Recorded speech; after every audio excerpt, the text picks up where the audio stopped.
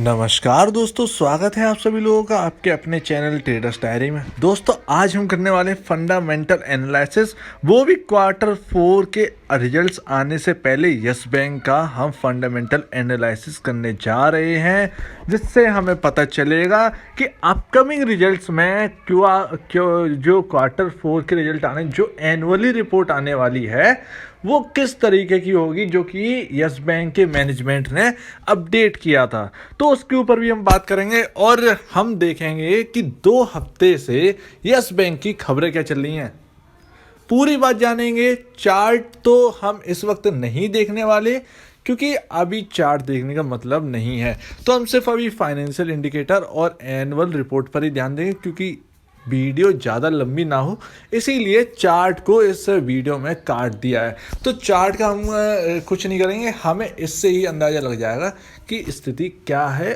और हमें सिर्फ यही जानना है। तो चलिए हम शुरू करते हैं।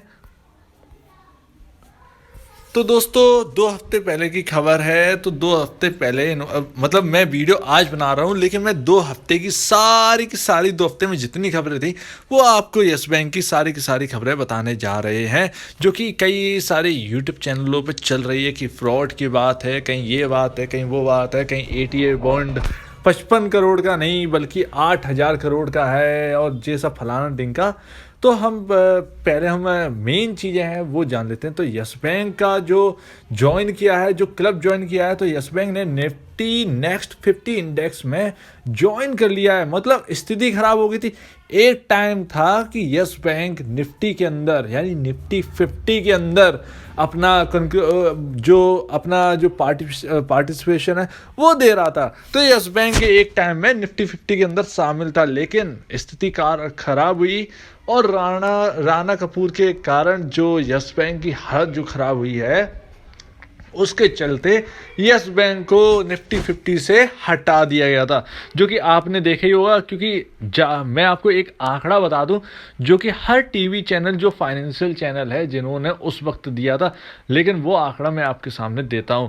तो आपके सामने मतलब मैं आपको बता दूं कि मार्केट में जितने लोग भी काम कर रहे हैं, जितने भी इन्वेस्टर हैं, तो 10 इन्वेस्टर में से एक इन्वेस्टर के पास यस बैंक 100% रखा हुआ है, होल्ड करते हैं वो लोग यस बैंक।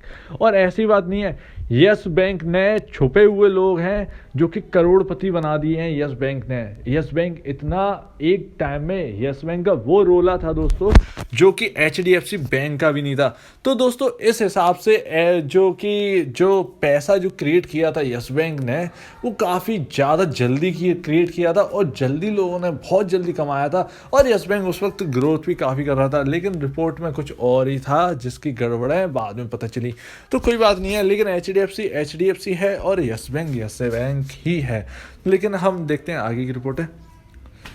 तो सेबी ने यहाँ पर 25 करोड़ का जुर्माना भी लगाया, पेनल्टी लगाई है एटीए बॉन्ड के ऊपर, रिस्की जो बॉन्ड है उसके राइट ऑफ के ऊपर।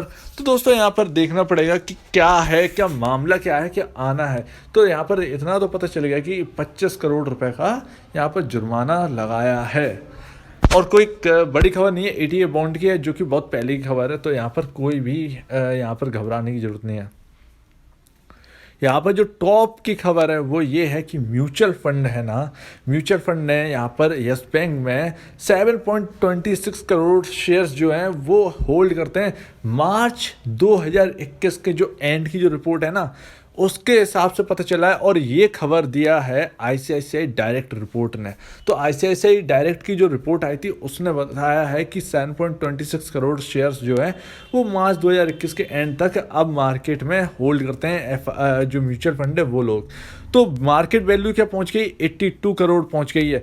और पहले ये जो होल्ड करते थे, जो म्यूचुअल फंड कितने शेयर होल्ड करते थे, तो फरवरी तक ये सिर्फ होल्ड करते थे सिर्फ और सिर्फ 17 करोड़ रुपए के शेयर, यानी 3.51 करोड़, यानी 3 करोड़ 51 लाख शेयर फरवरी 2021 तक ये होल्ड करते थे, जो कि म्यूचुअल फंड वाले हैं वो यहाँ पर होल्ड करते थे, जो कि एक महीने में बढ़ाकर 7 करोड़ 26 लाख शेयर तक पहुंचा दिया है। तो यहाँ पर काफ़ी ज़्यादा जंप हमको देखने को मिला है।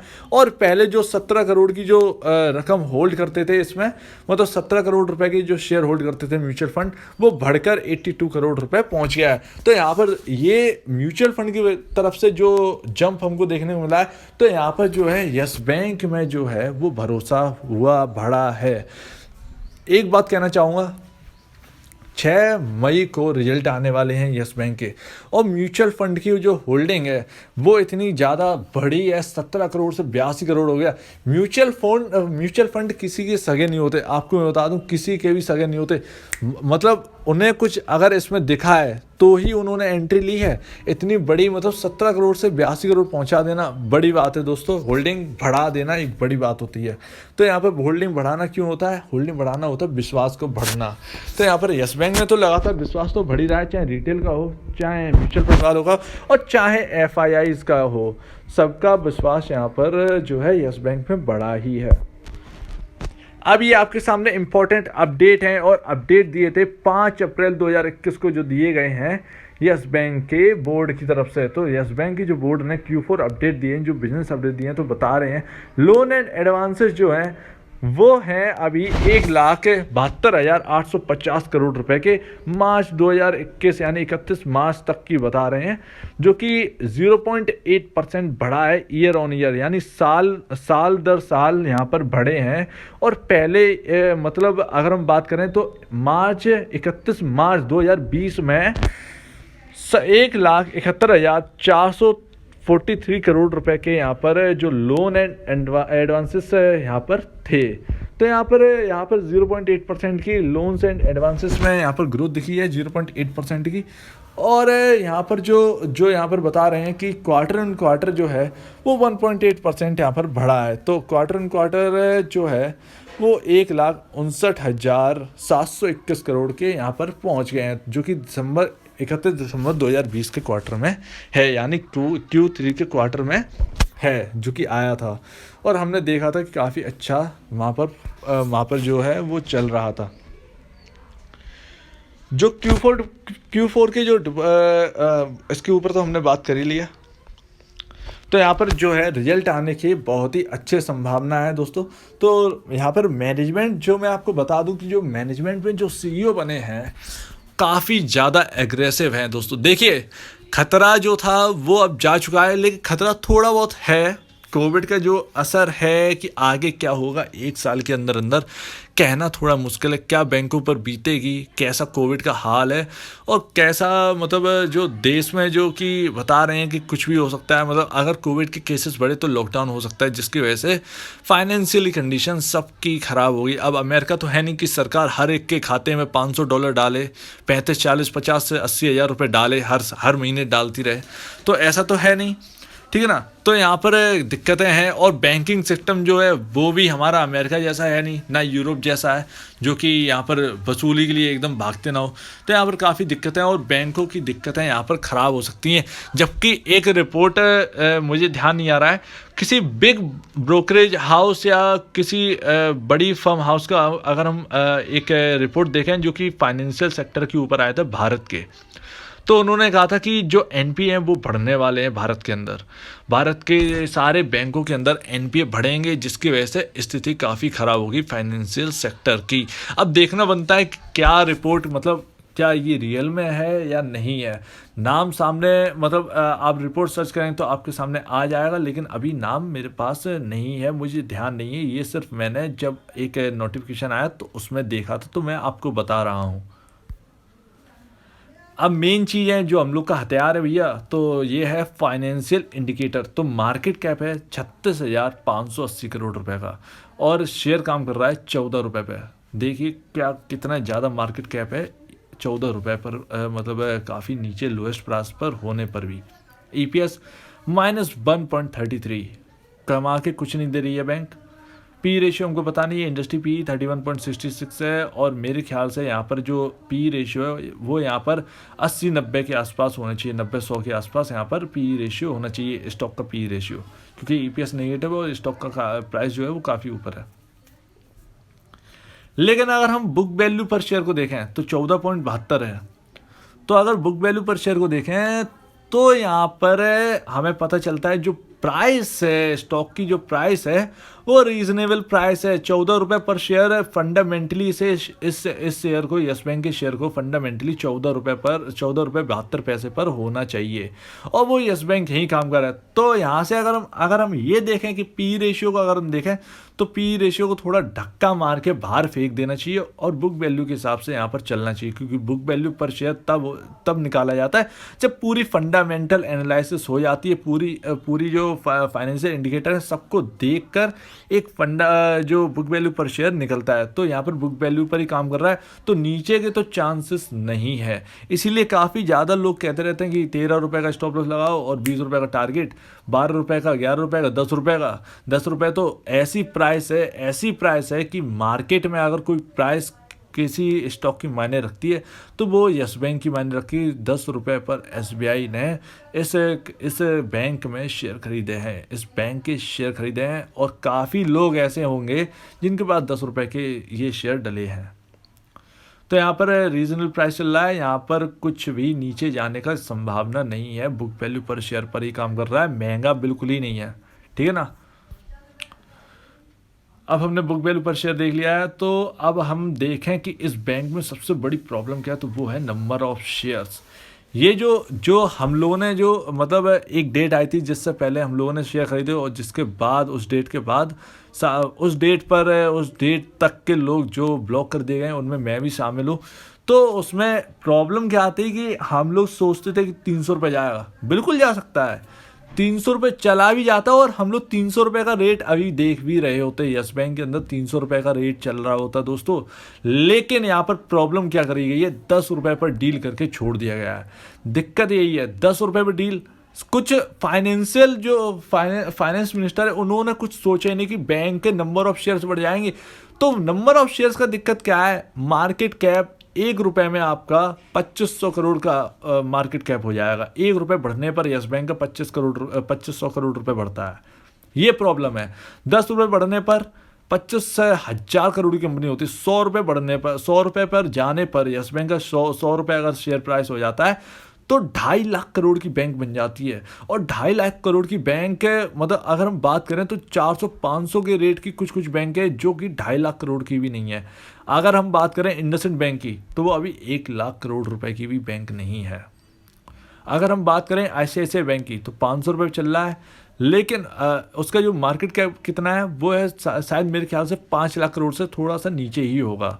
5 लाख करोड़ से नीचे है ये तो डेफिनेटली है, 5 लाख करोड़ से नीचे ही बैंक है, और कितने में चल रहा है, 550 के रेट पर। अब नंबर ऑफ शेयर्स बढ़ा दिए, 10 रुपये पर क्या जरूरत थी उस वक्त करने की, 10 रुपये के रेट पर, जबकि जो हमारे जो CEO पहले आए थे, जिनका मतलब जो डॉइश बैंक के CEO थे, तो अगर वो 60 रुपये पर डील क्यों करना चाहते थे, 60 रुपये 50 रुपये के आसपास डील, क्योंकि नंबर ऑफ शेयर भी कुछ मायने रखते हैं। जो डाइल्यूशन होता है ना, बहुत बड़ा डाइल्यूशन हुआ है इसमें, 2500 करोड़ शेयर हो चुके हैं, जबकि अगर 60 रुपये पर डील होती तो नंबर ऑफ शेयर जो है वो सिर्फ 400 से 500 करोड़ ही मार्केट के अंदर रहते, और हमको 300 से 400 रुपये का रेट इजीली देखने को मिल जाता, इजीली। उसके बाद 1000 रुपये का भी रेट दे सकते थे। लेकिन जितने नंबर ऑफ शेयर्स अभी लिस्ट हैं 2500 करोड़, इससे 1000 रुपये का छोड़िए, 400 रुपये का रेट भी आना बहुत मुश्किल है, क्योंकि 400 रुपये का रेट अगर आएगा इस बैंक में तो ये 10 लाख करोड़ रुपए की बैंक बनती है, जो कि HDFC का मार्केट कैप भी नहीं है इतना बड़ा। HDFC बैंक का मार्केट कैप सिर्फ 8, साढ़े 8, 9 लाख करोड़ रुपए का है, और HDFC बैंक इतनी जल्दी कोई नहीं बनेगा, सब बातें हैं। तो HDFC बैंक के बराबर तो कोई नहीं है, इवन SBI भी उसके बराबर नहीं पहुंच रही है। तो ये प्रॉब्लम है। तो यहाँ पर जो आपका टारगेट है ना, जो 300 रुपये लेके बैठे हैं हम लोग, तो यहाँ पर आप ये सोचिए कि सिर्फ और सिर्फ यहाँ पर जो है 200 रुपये का, 200 रुपये मैक्सिमम है इस बैंक में, जहाँ तक है बहुत ज़्यादा अगर ग्रोथ करता है, बहुत ज़्यादा चलेगा, 200 रुपये का रेट आपको दिखा सकता है। क्योंकि आप मार्केट कैप को भी देखिए, 200 के रेट पर 5 लाख करोड़ का मार्केट कैप हो जाएगा, यानी ICICI जो बैंक है वो फेल होने की कगार पे आ जाएगी मार्केट कैप में। अब ये आपके सामने एनुअल रिपोर्ट है और ये ऑपरेटिंग इनकम आपके सामने रखी हुई है। और 2020 मार्च का जो क्वार्टरली रिजल्ट ये आपका एनुअली रिजल्ट्स हैं। तो 2020 मार्च तक की जो रिपोर्ट है उसमें 76 करोड़ रुपए का लॉस हुआ है, यानी 76 करोड़ रुपए नेगेटिव गए हैं। ऑपरेटिंग इनकम इन्होंने लॉस में चली गई है, प्रॉफिट कुछ भी नहीं हुआ था उस वक्त। 2019 की बात करें तो 3,451 करोड़ रुपए का ऑपरेटिंग इनकम थी। 2018 की बात करें तो 2465 करोड़ रुपए की ऑपरेटिंग इनकम थी। 2017 में 1629 करोड़ की ऑपरेटिंग इनकम और 2016 में 1563 करोड़ रुपए की ऑपरेटिंग इनकम थी। तो दोस्तों यहाँ पर लगातार यहाँ पर ग्रोथ तो देखी है 2019 तक, लेकिन 2020 में चकमा खा गए, जिसकी वजह से आप तो जानते ही 2020 में कितनी बुरी तरह से क्या हुआ था और काफ़ी ज़्यादा हाल बिगड़े थे, जिसके बाद पूरी बैलेंस शीट ख़राब हो चुकी थी, जिसके बाद पूरा राइट ऑफ किया गया था और उसके बाद लॉस में ये चले गए थे। लेकिन उसके बाद अगर आप देखेंगे, मैं आपको दिखाना चाहता हूँ, पहले पीएटी देख लेते हैं एनुअली। 22,729 करोड़ का लॉस, ठीक है ना। 2020 के एनुअल रिपोर्ट में है 22,729 करोड़ का लॉस। एक एक्स्ट्रा ऑर्डिनरी आइटम से जो इनकम हुई थी 6,296 करोड़ रुपए की, अगर उसे 22,729 करोड़ रुपए के लॉस में से काट दें तो 18,000 करोड़ के आसपास का 18 या 16,000 करोड़ का लॉस इनका बचता है। 16,000 करोड़ के आसपास का लॉस इनको हुआ है उस क्वार्टर में, मतलब एनुअली रिपोर्ट में दिखाया है। क्योंकि हम जानते हैं कि मैनेजमेंट चेंज हुआ था और सब कुछ जो है काफ़ी कुछ मतलब देखने को हमको मिला था। उससे पहले सभी में प्रॉफिट में थे और सबसे ज़्यादा प्रॉफिट जो थी साल थी 2018 की, जिसमें 4,233 करोड़ का प्रॉफिट किया था इस बैंक ने। एनपीए पर नज़र डालिए। एनपीए जो है 2020 मार्च में जो ये सारे के सारे जो एनपीए हैं वो एक ही बार में आपके सामने दिखा दिए थे। जो कि नया मैनेजमेंट जो आया है उन्होंने सारे के सारे एनपीए एक बार में ही रख दिए। तो नेट एनपीए जो है 2020 मार्च की रिपोर्ट के हिसाब से 5.03% और जो ग्रॉस एनपीए है परसेंट के हिसाब से वो है 16.80%। यानी जो सरकारी बैंक है ना, सरकारी बैंकों के जो एनपीए थे उनको भी पीछे छोड़ के, मतलब कुछ बैंकों को पीछे छोड़ के, मतलब यस बैंक उन्हीं के कगार पे आ गई थी। काफ़ी ज़्यादा दिक्कतें आ गई थी और अब इनके बैलेंस शीट में 32,877 करोड़ का इनका ग्रॉस एनपीए है। यानी जो बैलेंस शीट है 3 लाख करोड़ की, उसमें 32,877 करोड़ रुपए का यहाँ पर ग्रॉस एनपीए हो चुका है। और नेट एनपीए इनका है 8,623 करोड़ रुपए का यहाँ पर नेट एनपीए है।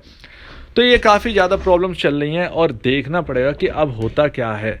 तो अब आगे क्या देखते हैं। ये आपके सामने क्वार्टरली रिजल्ट्स हैं। तो हम आज वीडियो काफ़ी लंबी है दोस्तों, तो आप इसको पहले आप स्किप करके भी देख सकते हैं, जल्दी देख सकते हैं। मैं कोशिश करूँगा कि आपको और जल्दी बता दूँ। तो 2020 दिसंबर में जो ऑपरेटिंग इनकम है वो 1,057 करोड़ रुपए यहाँ पर आ चुकी है।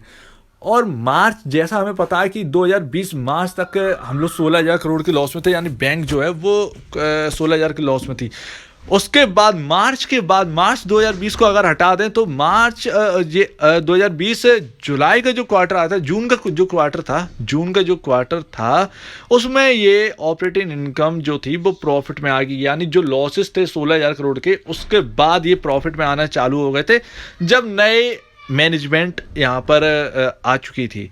तो 495 करोड़ का ऑपरेटिंग इनकम हुआ था लॉस की जगह।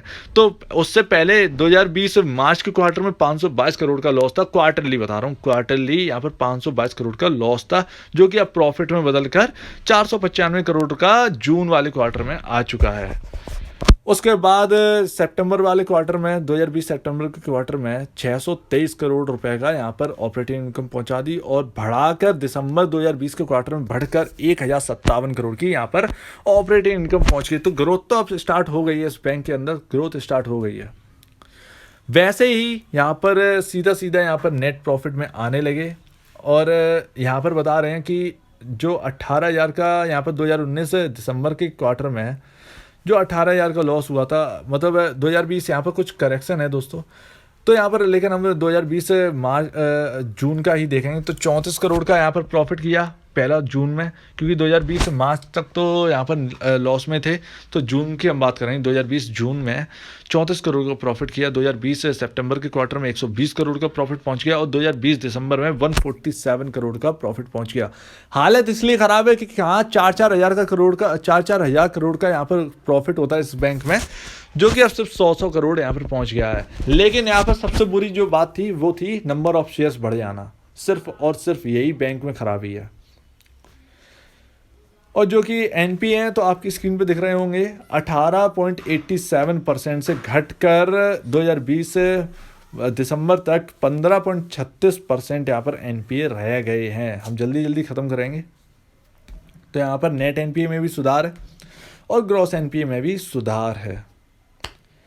असेट्स अगर देखें तो 2020 मार्च तक अब 2,57,832 करोड़ के असेट्स इनके पास रह गए हैं, जो कि आपको पता था, आपने खबरें सुनी होंगी कि यस बैंक से बहुत लोग ने पैसा निकालना स्टार्ट कर दिया था, एफडी क्लोज कराना स्टार्ट कर दी थी।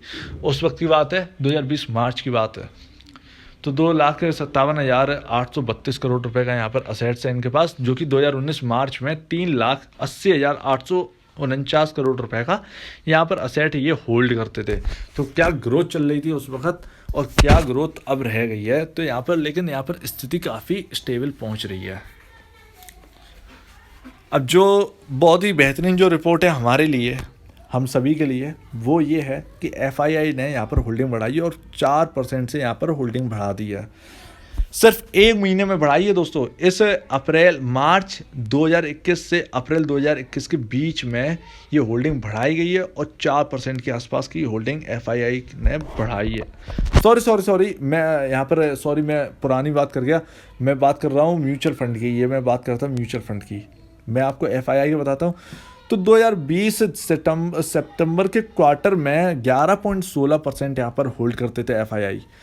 2020 दिसंबर में 15% यहाँ पर होल्ड कर रहे हैं। तो यहाँ पर 2020 दिसंबर तक 4 महीने तक 15 यानी 4% यहाँ पर होल्डिंग बढ़ी है। DII 47% यहाँ पर होल्ड करते हैं। नॉन इंस्टीट्यूशनल यानी रिटेल इन्वेस्टर 37.65% यहाँ पर होल्ड करते हैं। अब सबसे ज़्यादा पैसा म्यूचुअल फंड में किसका लगा है, तो वो लगा है ICICI prudential private banks ETF का। यहाँ पर 64.86% यहाँ पर करोड़ की वैल्यू यहाँ पर होल्ड करते हैं। यानी नंबर ऑफ शेयर्स कितना है, 4,38,53,509 करोड़ शेयर्स यहाँ पर होल्ड करते हैं। अब दोस्तों इस बैंक का शेयर प्राइस की बात करें तो शेयर कैसे बढ़ेगा, तो दोस्तों यहाँ पर F&O में से आना जरूरी है, जो कि आ जाएगा लगभग 4 से 5 महीने के अंदर ये यस बैंक का जो शेयर है वो F&O के अंदर आ जाना चाहिए। देखिए निफ्टी 50 में लौट आया है, बहुत बड़ी बात है, अच्छी बात है। ऐसे बैंक एक आसानी से लौटती नहीं है ऐसी कंपनियां, ठीक है ना। तो यहाँ पर निफ्टी 50 के अंदर नेक्स्ट निफ्टी 50 के अंदर लौट आया।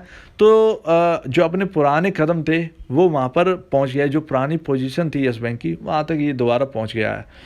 अब जो F&O का सिलसिला है, F&O का मतलब क्या है, एक्चुअली क्या है कि यहाँ पर सेबी जो है, जो NSE है, जो मतलब नेशनल स्टॉक एक्सचेंज है हमारा, वो थोड़ा यहाँ पर मक्कारी कर देता है। मक्कारी क्या करता है, जब रिटेल का प्रॉफिट होना होता है, जब रिटेल इन्वेस्टर का प्रॉफिट होना होता है तो वो सर्किट लिमिट चेंज कर देते हैं। कहने की बात है आपकी भलाई के लिए, ले वो सर्किट चेंज कर देते हैं। 20% का सर्किट बैंक के अंदर होना ही चाहिए। किसी भी शेयर में 20% का सर्किट होना चाहिए। अमेरिका इतना बड़ा देश है, इतना बड़ा उनका स्टॉक एक्सचेंज है, वहाँ पर कोई लिमिट नहीं होती है। पहली बात तो आपने गेम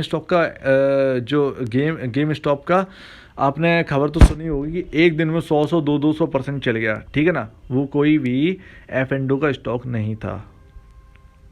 तो वहाँ पर स्थिति काफ़ी अलग है, यहाँ की स्थिति काफ़ी अलग है। यहाँ पर कम से कम जो नॉर्मली है ना 10% का रखो ना, 10% का जो सर्किट है वो तो होना ही चाहिए, क्योंकि यहाँ पर ट्रेडिंग कैसे करेंगे आप 5% के अंदर, किस तरीके से ट्रेडिंग होगी। तो वही दिक्कत हो जाती है। 20% होता है तो 14 रुपये से 20 रुपये कब पहुँच जाता है पता नहीं चलता है। वहीं अगर 5% का कर दो, 20 रुपये पे पहुंच जाता है, 5% कर देते हो तो झट से नीचे गिर जाता है। तो यही प्रॉब्लम काफ़ी ज़्यादा है येस बैंक के अंदर। तो एफ एंडो में तो इसे लौटना ही पड़ेगा और वो ज़रूरी भी है। अगर प्राइस यहाँ पर 80-90 रुपये पहुँचनी होगी और एफ एंडो में अगर खबर आती है इसकी लौटने की, तो आप ये समझिए कि 100 रुपये का टारगेट तो आने वाला है बहुत जल्दी। अब राय क्या रहेगी दोस्तों? देखिए, 4 रुपये का स्टॉप लॉस लीजिए, जिसके पास शेयर हैं उनको भी, और जिसके पास शेयर नहीं है उन मतलब जो लेना चाहते हैं उनको भी। तो यहाँ पर 4 रुपये नीचे यानी 10 रुपये का स्टॉप लॉस लगा के रखिए। 10 रुपये ईजिली नहीं टूटेगा, बिल्कुल नहीं टूटेगा। SBI का प्राइस है और SBI लॉस में घंटा नहीं जाएगी, आप ध्यान रखिएगा ये बात।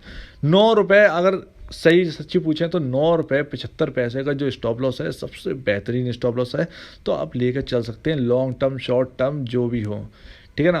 क्योंकि ये प्राइस इजीली नहीं आई, ये SBI की प्राइस है और वो SBI इस तरीके से नहीं कूदी है। जो हम लोग 3 साल के लिए लॉक किए गए हैं, वो जो हम लोग लॉक किए गए हैं सिर्फ वही होल्ड कर पा रहे हैं। और अच्छी बात है कि हम लोग लॉक कर देंगे, क्योंकि 3 साल बाद जो है ना वो ईजिली 100 से 120 रुपये के आसपास का रेट दिखेगा यस बैंक के अंदर, और उस वक्त हम लोग बाहर निकलेंगे जो निकलना चाहते हैं।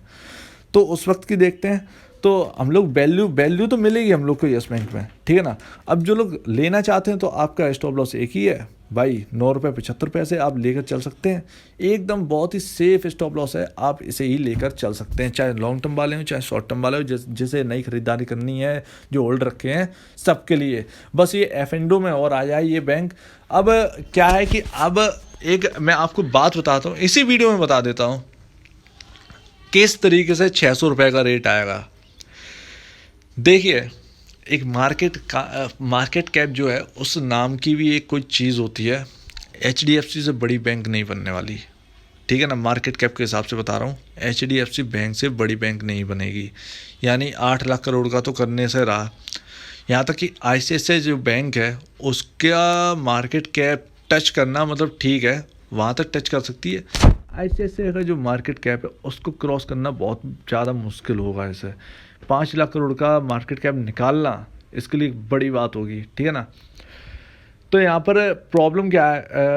प्रॉब्लम ये है कि अगर ये नंबर ऑफ शेयर्स जो है 2500 करोड़ हैं, अगर जिसके पास भी 100 शेयर्स डलें, जो कि हमने रुचि सोया में एक बार देखा था, रुचि सोया हुआ और भी आलोक इंडस्ट्रीज है, उन सब में बहुत सी चीज़ें, आलोक इंडस्ट्रीज़ को तो छोड़ दीजिए, रुचि सोया को लीजिए, जिसके पास 100 शेयर थे उसके पास सिर्फ 10 शेयर या शायद 1 शेयर ही रह गया था। तो यहाँ पर वही चीज़ यहाँ पर अगर दौड़ती है 3 साल बाद, अगर ये बात आती है कि 100 शेयर का 10 शेयर कर देंगे, और जो प्राइस है, जो मार्केट की जो प्राइस है, अगर ये बैंक उस वक्त 120 रुपये चल रहा होगा 3 साल बाद, ठीक है ना, जब रिजोल्यूशन आएगा 3 साल बाद, जो फाइनेंस मिनिस्टर जो हम लोग के लिए करेंगे 3 साल बाद, एक बार रिपोर्ट और आनी है वो जो कि आएगी यस बैंक के ऊपर। तो वहाँ अगर 120 रुपये का रेट चल रहा होगा और आपके पास 100 शेयर हैं, तो वहाँ पर 100 का 10 शेयर कर देंगे, ठीक है ना, 10 शेयर कर देंगे और 10 का गुणा कर देंगे आपके जो करंट प्राइस चल रहा है, यानी 120 की जगह 1200 रुपये का आपका स्टॉक का प्राइस हो जाएगा। और जो नंबर ऑफ शेयर्स हैं वो आपके 100 की जगह 10 शेयर रह जाएंगे, तो वैल्यू वही रहने वाली है 12,000। आपका 120, जब आपके पास 100 शेयर थे तो जो 120 रुपये का रेट आया था तो आपके 12,000 रुपये का प्रॉफिट था आपको, ठीक है ना। पूरी वैल्यू आपकी 12,000 रुपये की थी। बस नंबर ऑफ शेयर्स जो हैं वो मार्केट में कम कर दिए गए और जो स्टॉक की प्राइस है वो बढ़ा दी गई।